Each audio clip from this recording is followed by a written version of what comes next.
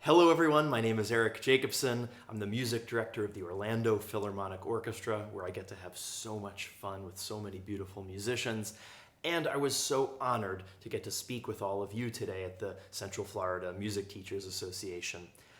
Music is the most powerful thing I know, and it's the reason why I decide to continue to play music through my life. It changes lives, it uplifts, it builds community, and ultimately it can change lives. So with that, if it's all right, I'd love to be able to start this little conversation that we're going to have with a little bit of music. This is a piece called Lydia's Reflection that my brother wrote. It's a duet for brothers, my brother and myself playing, and hope you enjoy.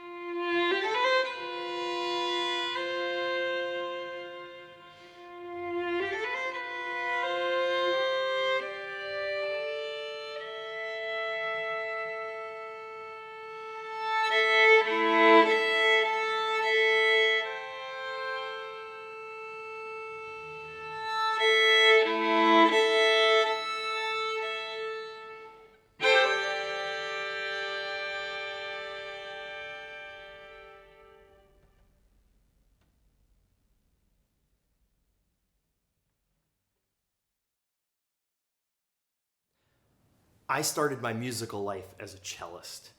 My brother, 4 years older than me, is a violinist. Our father, violinist. Our mother was a flutist. And supposedly the story goes that I also wanted to play violin like my dad and my older brother, but my parents, both musicians, kind of knew that competition was an issue and said, you know what, the cello, it's bigger, it's cooler, you'll do great with that. I don't remember any of that, I was 4 years old, but I buy the story.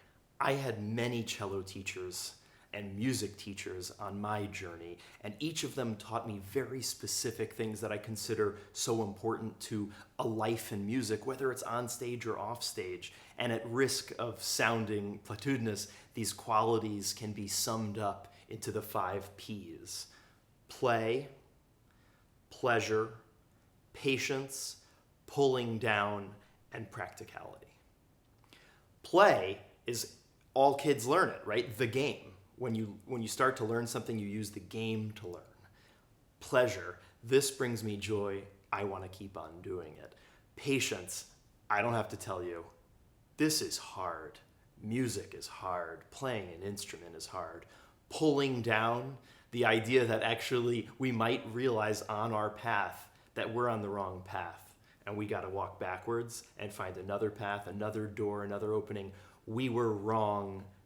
Recognizing, admitting it, and then moving forward. And practicality. What is the fastest way to make art? And that's really hard because you want to be able to create something. You don't want to cut corners, but you got to get there quick. So let's go into those just a little bit more in depth. Play. My first teacher, Laura Epstein, one of the most joyous people, she taught me the game. She taught me the idea that we could sit with an instrument and have as much fun as outside with a ball or sitting down on the carpet with magnetiles or whatever else. She created the world where imagination, creativity, joy, smiling, make-believe was part of the process. This actually made me love it. And what did I know? I knew that this thing was hard, But if I enjoyed it and I started loving it, I'd be willing to put more time into it. Second, pleasure. Ardith Alton, my second main teacher, incredible woman. She was probably around 75 or 80 when I started studying with her, and I was 13. She taught me how to enjoy what I did, how to actually play with friends, play chamber music. And she happened to coincide in my life when my father said this phrase over and over again, and it really stuck with me. The better you get, the more fun you'll have. And that was something that I started using as a mantra, like I could be a little bit better and maybe I'll have more fun. And of course I didn't want to admit to my father that he might have been right, but he was. And the better I got, the more I could play with friends and feel confidence and joy. So joy and game and fun, imagination, plus like confidence equals the ability to say, I'm going to put more time into this. I'm going to really dig deep. Even at the age of 13, 14, 15, you might be able to make those synapses like, this is beautiful. I love this. Let's make this happen. Okay, the third P was definitely the hardest for me, patience. I like to move really fast. I like to get things done. But playing a string instrument, playing a piano, playing percussion, playing wind, playing brass, everything takes patience. Life is about being patient. How do we do it? My teacher, Joe Elworthy, incredible cellist, incredible teacher, sat with me for these interminably long lessons, like 3-hour lessons, and all we did was play a scale, play an arpeggio. And that time was so important, not only because he taught me how to play the instrument, like the physicality of, put your finger like this and think this way, and put your finger like this and build your thing, but he taught me that 3 hours to play one scale, drop in the bucket. It's one thing that might lead to you learning something more about the instrument. Very much, a hero, of course, Mr. Miyagi, will all remember, right? Wax on, wax off. If you learn this very small thing, you could apply it to so much more. And patience is about that. It's realizing that work done now will pay off huge dividends later. The fourth P, pulling down, the most painful. My teacher, Harvey Shapiro, one of the great cellists that's ever lived. He was born in 1911. I studied with him in 2000. He was 90. I was 18.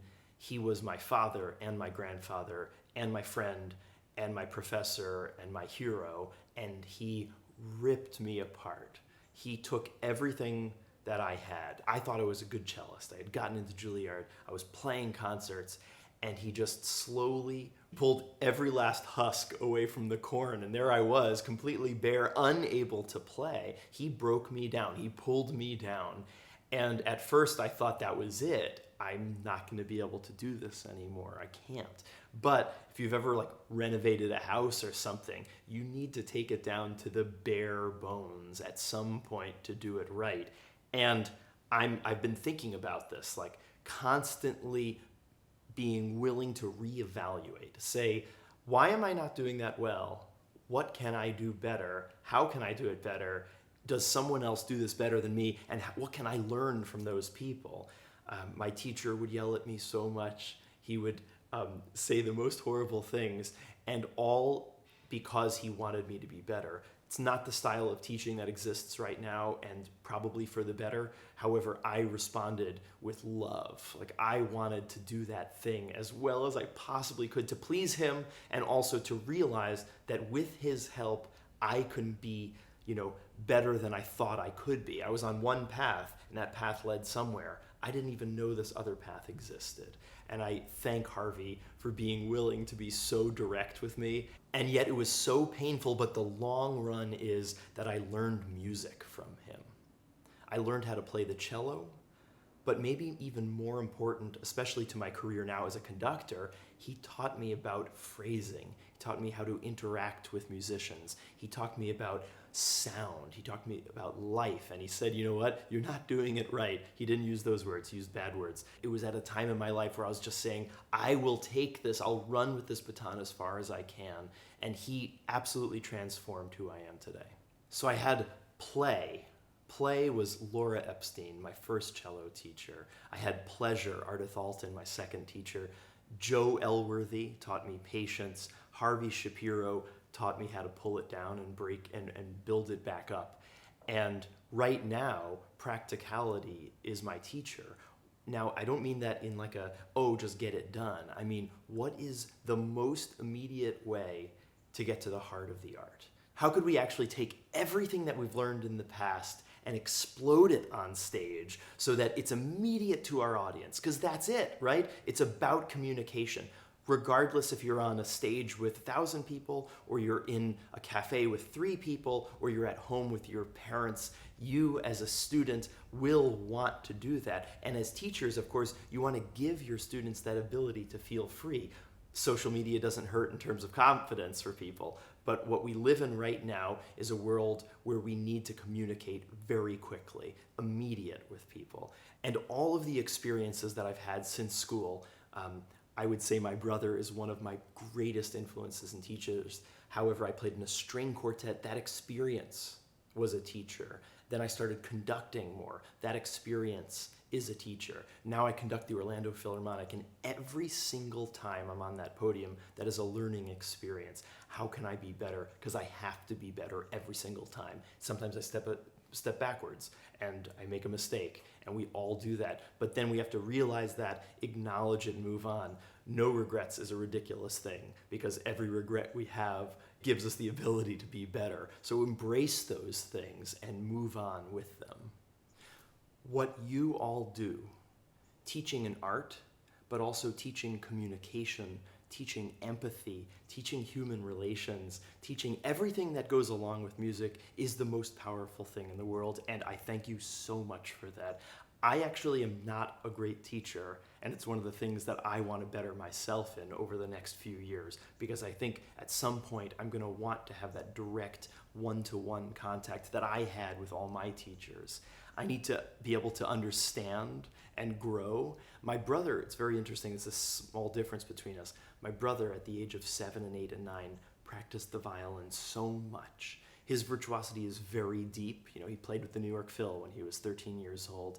He has an understanding of the instrument that goes a lot deeper than I do in terms of like immediacy, like boom, I know how to do it, doesn't even really have to think about it.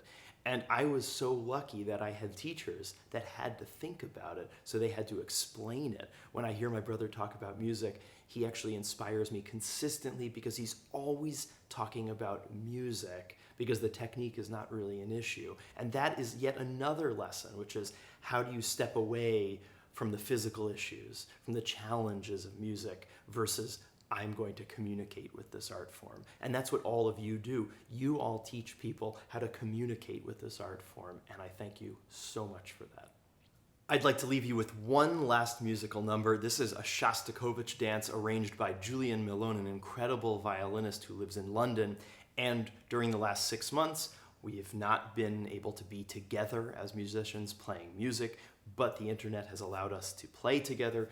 Julian in London, my brother and I in New York, as well as Gil Shaham, the incredible violinist who I've gotten to work with very much, and his wildly talented wife, Adele Anthony, playing this Shostakovich dance. The reason I chose to show this is that Gil has been an absolute influence, mentor, teacher to me over the last years. We're not that far away in age, but every time I've been with him, I've been inspired. New empathetic pathways have been formed.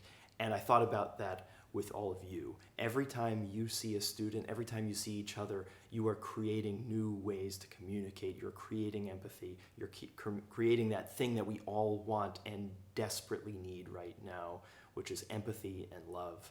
Thank you all for what you do.